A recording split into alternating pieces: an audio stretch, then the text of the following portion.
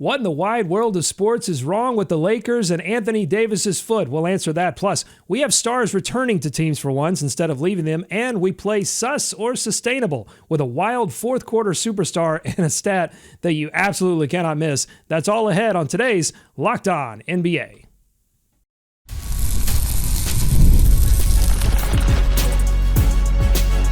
You are Locked On NBA, your daily NBA podcast. Part of the Locked On Podcast Network, your team every day. Okay, welcome into Locked On NBA. Thanks for making us your first listen of the day. We are free and available wherever you get your podcast. Part of the Locked On Podcast Network, your team every day. Today's episode is sponsored by Game Time. Download the Game Time app, create an account, and use code LOCKEDONNBA for $20 off your first purchase. Make sure you're subscribed to this show on YouTube or wherever you get your podcast. Subscribe, follow, like, do all of the things that help make this show go. I'm Doug Branson, host of the Locked On Hornets podcast and your Shot Clock Sherpa, guiding you through the NBA's biggest stories every day with the help of Locked On's local experts. With me are two of Locked On's premier national NBA experts from the Locked On Nuggets podcast. We've got the senior writer for the Action Network, Matt Moore, and from the Locked On Bulls podcast, we have Hayes. Matt, Hayes, the Lakers lose to the Detroit Pistons last night, 115-103. The Lakers are 1-3 after that 3-0 start, which was the best start for them in a while. What's wrong with the purple and gold? Before we get Matt and Hayes' take, I want to hear from Locked On Lakers, the Kamenetsky brothers. Overarching, the thing that bothered me the most in this game was the complacency with which the Lakers treated it from the outset. They spent the first half of this game, quite frankly, mailing it in and looking like they did not want to be there at all and that they didn't feel like playing the game. The common link between what happened in Toronto, what we saw with Detroit, you and I both think Austin Reeves and D'Angelo Russell are good basketball players. I mean, there's a long track record for both of them. But you add in Gabe Vincent and the Lakers' rotation guards, the three of them that play the most, have got to be the least explosive, not bad, but least explosive group of rotation guards among good teams in the league. Okay, so you heard there the eternal debate when a team is struggling. Is it about effort or is there something wrong with the lineup? What do you think? Matt, we'll start with you. Can a shakeup in energy fix this, or is there a fundamental flaw in this lineup? I mean, I personally think it's both. I don't think this roster is very good. Didn't think it was very good last year. Didn't think it was very good the year before. Think they overperformed, and then we all blamed Darvin Ham for some reason. Now we're finding out, oh, hey, maybe the lineup's actually not that great. Here's the problem. The Lakers are awful at defense. If they're bad at offense, okay, fine. But they're terrible at defense. They're 20th in defensive rating despite having Anthony Davis on the DPOY. Why is everybody saying Rudy's good? On the floor. Get this, 29th in opponent points in the paint per 100 possessions. Dead last in fast per 100 possessions. Fourth worst in opponent second chance points. 23rd in pick and roll defense. 17th and 15th in three-point makes. Oh, and also, on top of all this, they're shooting like 67% against AD specifically. So, I will continue to ask this. Who's setting the tone? The guy that's supposed to set the tone for the defense isn't doing it.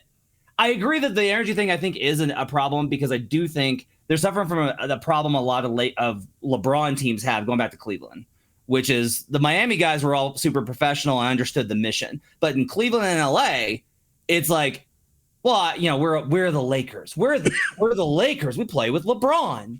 And so they don't have to, you need dogs. The rest of you have to be dogs. LeBron can coast. You cannot. And that's the Lakers' problem.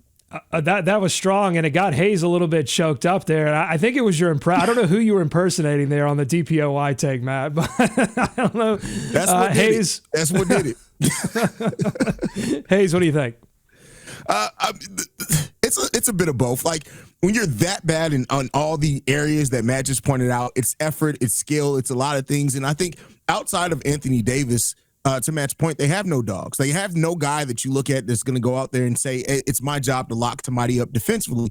And so because of it, you're seeing a bunch of things that they're just falling behind on. Like, I think that the Lakers have some talent there. Have they overperformed up to this point in the season? Probably, but like effort should be able to get you a little bit better than this in some of those areas, like especially pick and roll defense. Pick and roll defense comes locked down to communication and it comes down to effort. There's areas where this team can improve at, I think, with better effort overall and the energy change, but the ceiling on that's what we got to talk about, because I think that ceiling is pretty low because they just don't have the players that care about defense like that, or that are skilled enough on the defensive side of the ball, to be quite frank. Yeah, and they're also small. I'll say this. Like, Jackson Hayes had a couple of nice moments, and he just got trucked last night by Beef Stew. Like, Isaiah Stewart did whatever he wanted on the interior. When Davis isn't on the floor, they are tiny, and that's really hurting them right now. Okay, Hayes, you mentioned Anthony Davis. He looked physically hobbled at times in the game despite scoring 37 points. Let's go back to the Kamenetsky brothers and Locked On Lakers for their take, the status on the best player in LA. He's hobbled. The Lakers are putting way too much strain on him. AD actually at one point was down on the court. The Lakers took a timeout. He was holding his foot or ankle area. Like, it was clear that he was like, I need a second. I need a second right now. And he wouldn't come out of the game. But, nope. and I'm not sure if this has been updated yet, but AD is, averaging somewhere in the neighborhood of 32, 12, and 3. He's shooting well above 50%, all these things for the Lakers to be 4 and 3. So, you're piling up burden on the players that you're going to need.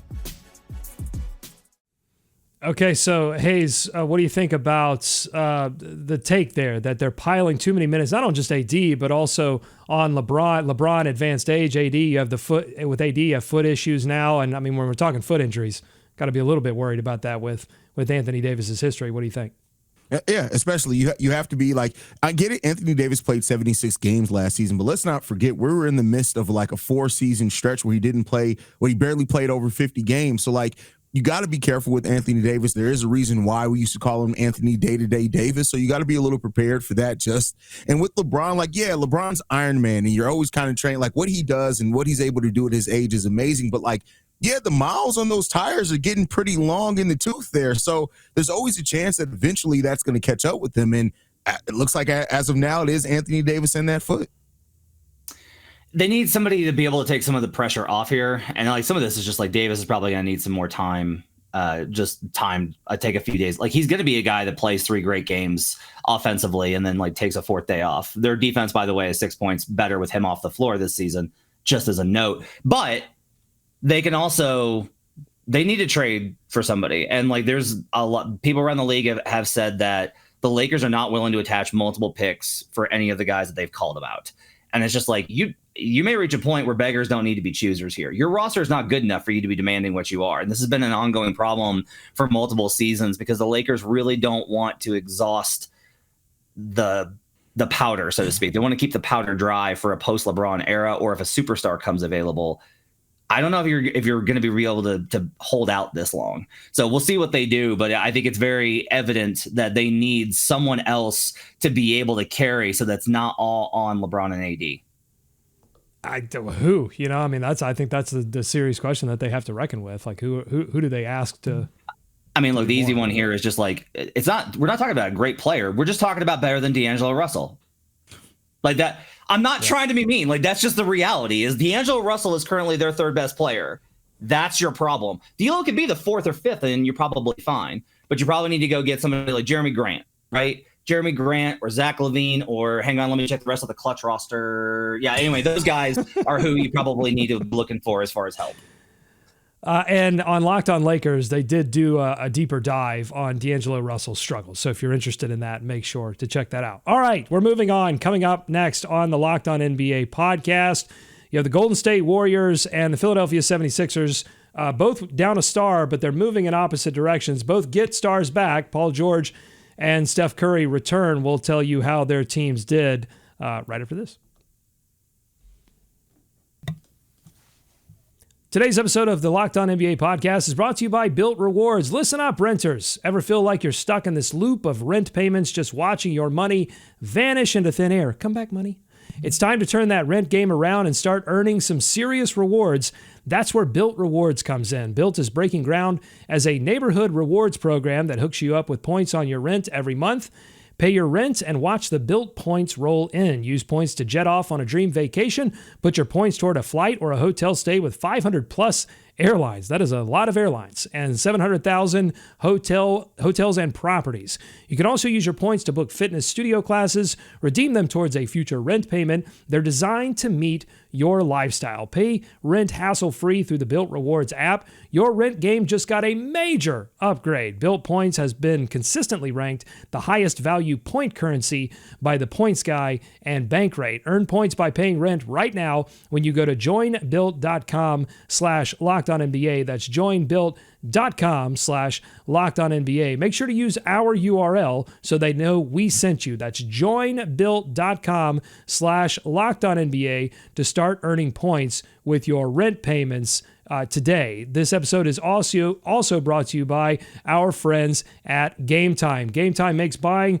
your tickets to your next event even easier. Not just sports. Game Time has great deals on concerts and events too. And with Game Time Picks, they gather up all the best deals and put them all into one place. I've got a lot going on. I got a toddler running around, trying to manage all of that, talking about basketball. I want less work when I'm trying to find these deals. So this is great. Less work for me, more savings for my family. What I love even more, though, is the all-in pricing, where I toggle this feature on, and it shows me the total upfront price with no surprise fees at checkout. I want to save all the surprises for the game or the show that I'm going to see. So take the guesswork out of buying tickets with Game Time Picks. Download the Game Time app, create an account, and use code LOCKEDONNBA for $20 off your first purchase. Terms apply. Again, create an account and redeem code LOCKEDONNBA, LOCKEDONNBA for $20 off. Download Game Time today. What time is it? Game time. Thanks for making Locked On NBA your first listen every day. Your favorite NBA team has a free daily newsletter. Go to LockedOnDaily.com and subscribe to stay up to date with local expert analysis and amazing writing from Katie Heindel, Mike Shearer from Basketball Poetry, and Locked On Fantasy Basketball Tips from Josh Lloyd.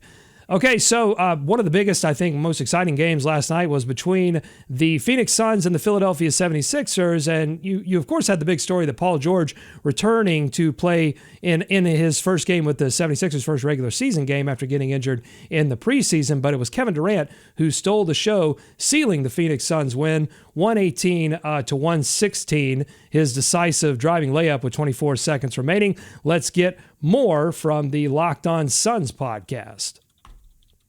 Durant, after what was kind of a newsy weekend for him, going after Stephen A. Smith going back at him, to be able to show out tonight and just continue to show everyone that he is still prime Kevin Durant. Like oftentimes people say, oh, this is vintage Kevin Durant. No, it's not what this was tonight.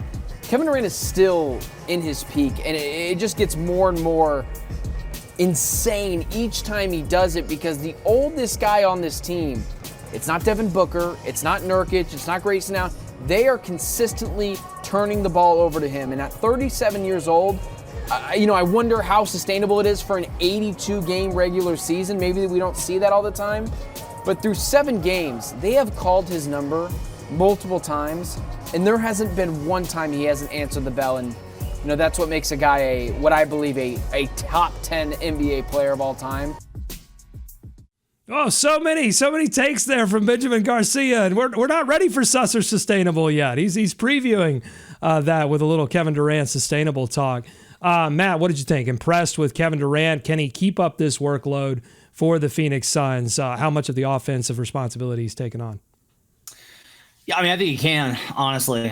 When we look back at last season, KD was doing this last season. Like, he's unbelievable as an individual player, and they've built a really great roster around him, and they bought in to how Mike Budenholzer wants them to play, and you're seeing the results here. Like, they are getting the results that they need. Now, I actually kind of think that they underperformed last night. I think this should have been a pretty comfortable win. Like, they got a lot of things go right for them. No Embiid. Paul George goes 4 of 14. We'll talk about that. But I just think that this Suns team is, I think, leveled up over last year, and a lot of it is that KD continues to be this guy. What's cool, though, is if KD goes through a stretch where he doesn't need to be this guy, guess what? Devin Booker's going to step up and be that. Like, their infrastructure is where it needed to be last year, and I think it's really promising for the Suns' chances in the West. Yeah, the Suns got a lot of things going in their direction right now, and I like what I've seen from the Suns. And Tyus Jones has really helped this team out. Now, as far as your question on can KD keep it up, I think he can to a degree, but I also think that he shouldn't have to keep it up. When you look at the way this team is built and constructed, hopefully at some point somebody's going to step up and help KD. Like, not to say that they haven't yet, but I mean, I like what KD's been able to do. I love the fact that the Suns have started off the season 6-1. I personally did not have them pegged to be able to start off this hot. And KD's game winner was amazing to see yesterday as well. Okay, let's move over to the Philadelphia 76ers. Did you see enough of Paul George? Did you see enough out of him, Paul George, to believe the Sixers can get out of the Eastern Conference basement anytime soon? I mean, we said this was going to be rough, and it was like 4 of 14 from the field. They won his minutes, which is good, but like PG, it's going to take a little while. Like, they're going to have to figure it out. We talked about that on yesterday's show. Here's the thing. The Sixers are not going to have a great regular season. Embiid's already hurt to start the year. We don't know how much. That's a big question mark. And then we have whatever the suspension is going to be from the Marcus Hayes stuff. So the Sixers are not going to be like a 55-win juggernaut, most likely, unless a lot of things go their way immediately. They're probably just going to wind up at somewhere between a 4 and a 6 seed. But look, we saw the Pacers make the conference finals as a 6 seed last year and the Mavericks as a 5 seed. We've seen the 8 seed Heat make the finals. We've seen the Lakers as an 8 seed make the conference finals the year before. So there is with the parity era, there's a better chance for the Sixers to make the run that they need to. But this is going to have to be about weeding out who can play for this team and who can't. Guys like Gershon Yabusele, who's been great for them. Can you count on him all year? Like KJ Martin, can you get consistent minutes from him defensively? They need to figure that stuff out and just try and survive. That's the objective for the Sixers season. Don't thrive, survive until April, and then try and make the run. That's going to have to be the objective with where this team is at. The 76ers, when you saw Paul George out there, I think yesterday, you saw the potential of how he can open up the floor for a lot of people. When he got to that three-point line, you saw how the Suns had to prepare for him. Now, he didn't shoot the ball overly well, but I think when you look at what Paul George can be as far as how versatile he can be, and then the fact that Joel Embiid could be coming back soon as well. Like, I think Paul George is definitely going to help the team. It's going to take a little bit of time, but you saw a little bit of how he opens up shots. He got opened up shots yesterday for Caleb Martin, for Tyrese Maxey, and that was all without him shooting the ball effectively. He had more turnovers than shots, assists, or rebounds. So, as he improves in that area, I think it's going to definitely help the Philadelphia 76ers be a better team. Okay, Paul George not the only returning star to his team. Steph also back with the Golden State Warriors, who are 6-1, and they are looking great. The team at Locked On Warriors, Charlie Walter and Matt Kolsky, give you a recap of Steph's return, and they preview a tsunami of talent heading Golden State's way this week. I think if I could have drawn up what Steph Curry's low-intensity warm-up return to the floor would have looked like, it would be just like what happened tonight. 24 minutes, 7 of 15 from the floor, 24 points in 24 minutes. Also, by the way, 6 assists, 3 rebounds, because he's Steph Curry, and that's how he works. Warriors have 3 back-to-back that are not easy. And really, 7 of their next 8, 7 of their next 9 are pretty difficult. But when you just look at the week that is, it's Wednesday with the Boston Celtics. Then Friday, it's the Cleveland Cavaliers. Then it's the Oklahoma City Thunder on Sunday. As of right now, no one outside of the Bay Area truly believes this team is a favorite in the NBA. They have a record up there with the best teams in the NBA, but they've beaten nobody. You have 3 opportunities right here to really showcase that Golden State Warriors have not gone anywhere. They can change the narrative on this season quickly. Okay, can they change that narrative? Those are 3 extremely difficult matchups, but they do have Steph back. Hayes, can they change the narrative after these 3 games? Yeah, they absolutely can if they play well and Steph keeps being Steph. Like what the Golden State Warriors have been able to do, winning their 4th straight, 3 of those being without Steph. Like this is a team that you have to, I think, acknowledge that they are a good basketball team. Now, as they continue to go forward, and as long as Dre keeps being locked in on defense, he's dropping triple singles all over the place, but he's having his best defensive rating in like the last 4 years as well. Like Dre locked in on defense does something different to this team, but he held shooting the way that he did. Kuminga contributing off the bench. I think that if this team can come out of this stretch and win most of those games, which I do think they have a chance to do, absolutely the narrative on the Golden State Warriors has to change.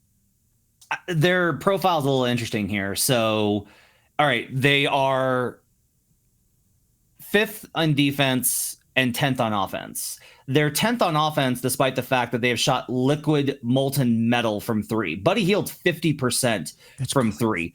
Andrew Wiggins is shooting better than Steph from 3-point range. Like, that's wild. They're getting all these wild outlier performances. Draymond's actually hitting threes.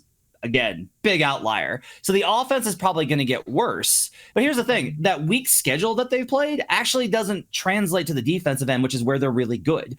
If you look at their defensive actual strength of schedule, it's a little bit better. And so there's a chance here for them to be able to maybe improve, to hold up because of the defense. They'll regress, I think, because I just don't think the offense is going to be this good. That's crazy for a team with Steph Curry, but we kind of saw it last year. But if they're a top 5 defense, top 5 defenses win 50 games. Like, it's pretty consistent. The top 5 defenses go over their win total and win 47 plus games. They're going to have a chance, but that's going to have to be the bedrock. The offensive stuff, I think, is where we're going to see the regression back to the mean. Doing a lot of stuff that looks very sustainable. They're controlling turnovers. They struggled on the boards last season, but they out-rebounded their last opponent there 56 to 47. So we'll see if it holds up over these next 3 games. Coming up on the Locked On NBA podcast, we are not done with sus or sustainable. We've got a crazy stat from Portland in the 4th quarter. Stick around for that. It's going to be great.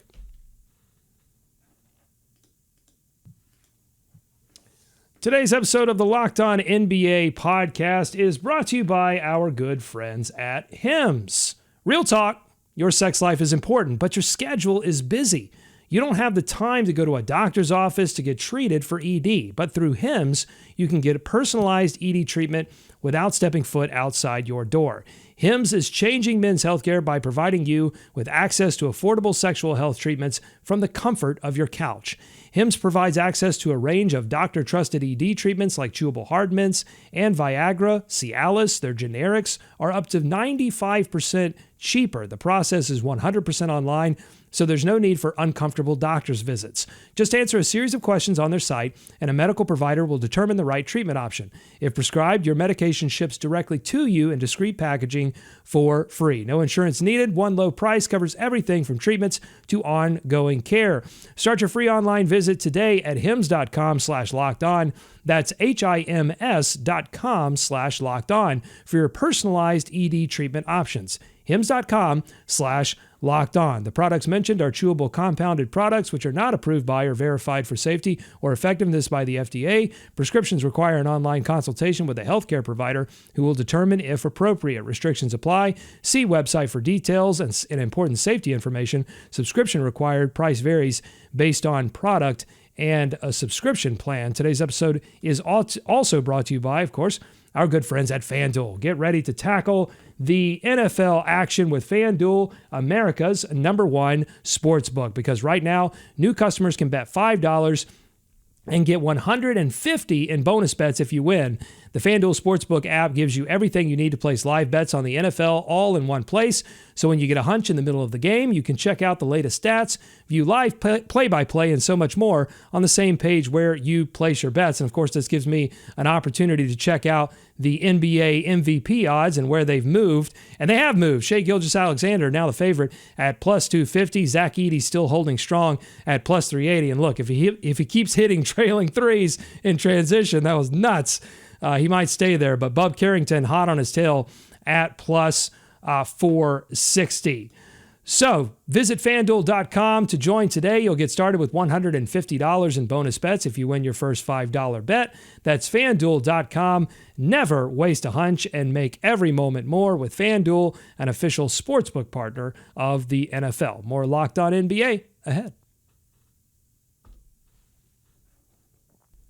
Thanks for making Locked On NBA your first listen every day. There is a free daily Locked On podcast for your favorite NBA team as well. Search your favorite podcast app or YouTube for Locked On and your favorite team today. Maybe make it Locked On Nuggets with Matt Moore, Locked On Bulls with Hayes.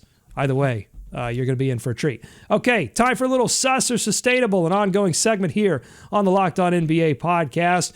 I'm going to give them a stat, a take, a thing, and Matt and Hayes are going to tell me if it is sus, if it is suspect, or if it is sustainable. And we're going to Portland, rebuilding team that has had some surprising wins on the year already. But that's not why we're talking about them. We're talking about them because they have an absolute cheat code, a game genie in Delano Banton. Here's Locked On Blazers host Mike Richmond with incredible numbers on how they stole a win in the fourth quarter in New Orleans. Chauncey Billups goes back to an oldie but goodie. He says, Delano, remember how we were down 21 in Phoenix on Saturday and you came in and damn near engineered a comeback? Delano said, yeah, I recall that. Do it again. Over the last 2 games, Delano Banton has played 23 minutes and 41 seconds, all coming in the fourth quarter. All of it coming in the fourth quarter. And he's 13 of 16 from the floor, 32 points. And the Blazers have won those 23 minutes and 41 seconds by 39 points. 39 points. They are plus 39 in the fourth quarter with Delano Banton on the floor over the last 2 games. Are you freaking kidding me? Those numbers are insane. I didn't know we had closers in the NBA. They're going to start playing trumpets for this guy. Hayes, sus or sustainable on Delano Banton's fourth quarter magic? Listen, this is a great story, but it's absolutely sus. Come on, man. Come on. This is nothing but sus. Like he's had it's great run, a great 2 games. Make no mistake about it. I like. Congrats to him. I hope he got both the game balls. He needs to sign him, hang him up, bronze him, whatever it is. But this is in no way sustainable by Blanton in the case like this. I mean, look, it's not sustainable at this kind of production, right? We're not going to have these type of numbers. But here's the thing. I have given up on trying to be like these things that apply to most players or most sports apply to these specific teams or players. Like sometimes there's just differences. What if Delano Banton's just like different? What if he just is different? Not in terms of like he's different and then like the emojis with the snorting thing.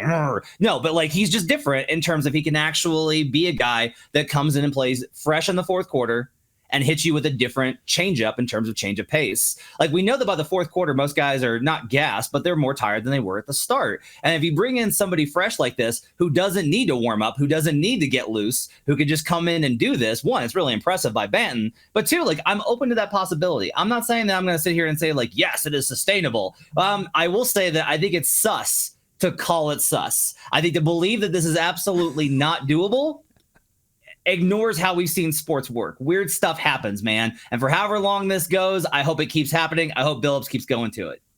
What if it keeps happening? You know, the NBA is a copycat league. I mean, is this something that teams I mean, look, they're already exploring different things with injury management and minutes management.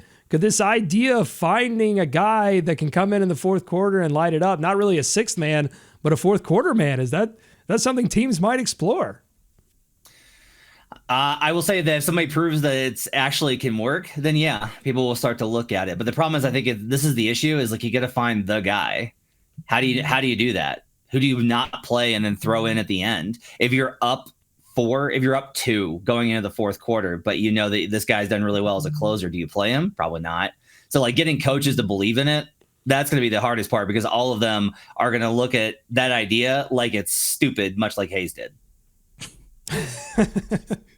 All right. This has been a West Coast show, so let's keep it rolling. We're going to do 2 more from the Clippers. Norm Powell right now seems to be holding up the Clippers' non-Harden offense. This is from Basketball Poetry, Mike Shear, who also helps with the Locked On newsletters, lockedondaily.com, to get your local team newsletter. He writes in Basketball Poetry, Powell is averaging a cool 25 points per game on 51% shooting from the floor, 45% shooting on 8.6 deep attempts per game. To put a finer point on it, the Clippers score 9.1 more points per 100 possessions when he's on the floor than off. Biggest increase on the team.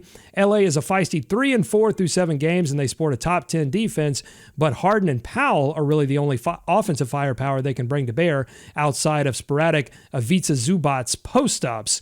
Is Norm Powell and James Harden being really the only offensive engine for LA, is that sus or sustainable, Matt? It's sus. Look, I think Powell is probably underrated. He's been really good in these types of minutes in the last couple of seasons. It's hard for him to get into a rhythm because sometimes he's starting and sometimes he's not, and sometimes he plays 25 minutes and sometimes he plays 30 because, the Clippers have the single most unreliable due to injury superstar in the league outside of Embiid. And so Powell's tried to kind of find that role, and he's done good at this, and he's playing great. Zubac has played great, and Harden has played great, and Powell played great. and you still watch them and you're like, yeah, I don't think this is going to be a team that's over 500. Maybe Kawhi comes back and plays 40 plus games, maybe. But I just think that they need a lot right now for them to be able to find things. Like they were down double digits to the Spurs and had to claw all the way back versus a not good San Antonio team that's very young. I think there's a lot about this. We talk about sus versus sustainable. Like there's a lot about this that is very suspect in terms of this is probably not going to bear out over the course of the season. Yeah, I mean, I'm going to err more on the side of the sus than sustainable. I do think certain parts of this is sustainable. Like I'm a very high guy on Norman Powell. I just think that Norman Powell in the right situation can be such a good weapon for you. Playing off Harden, even though Harden's not having a very efficient season, but him going back to that high usage guy that he was kind of in Houston at times, like it's working for them to a degree. But I do agree with Matt. Like unless Kawhi comes back and he plays like Kawhi Leonard can and can stay healthy, this is not going to be a team that wins a bunch of games this season. But they're going to be fun to watch. I'm having fun watching the Clippers, and you guys know I don't expect anything good to come from the Clippers at all. That fan base doesn't deserve it, but it is what it is. I'm telling you, they're lovable. I'm going to keep pressing this. I think the Clippers are lovable. I love how every show we just need to end with Hayes saying something negative about the Clippers. Like just the daily, here's something about the Clippers that sucks from Hayes. Just every single day, and it can be we'll just brand it and we'll get a sponsor for it. It's gonna be great. I mean, look, the defense is real. They're even getting James Harden to play defense, and that's the final sus or sustainable. I don't know if you guys saw this play, but it was early in their last game. Harden gets 3 deflections in a single possession on the San Antonio Spurs. I believe 2 of them were on Wemby. One of them was on Sohan. He was locking up the entire San Antonio offense. I mean, the Lakers' defense, sus or sustainable. Harden's defense, sus or sustainable, Matt. So I think with Harden, one thing to remember is that these guys that are weak defensively, Curry's a little bit like this, but he actually tries a lot more than Harden. That's an understatement. But when you're that level if you have that level of handle, your hands are so quick and you can be extremely disruptive. And we see this with Harden. Harden's actually led, when he was with the Rockets, he would lead the team in deflections just about every year because he understands every single pass that's being made, every single read. Like this is the same thing with the Nuggets where Jokic always has a ton of deflections. Jokic's defense is garbage this year, but he's still racking up deflections because if you have quick hands and you understand where the passes are going to go because you're that much of a savant, you're going to be able to create stuff like this. It was a really impressive play sequence. If Harden would actually commit himself to being physical, he could be a pretty good defender. For him, it's all about want to. I don't think Harden can be elite. He's not going to be Jalen Suggs, but Harden can be a plus defender if he wants to. He's just never wanted to be.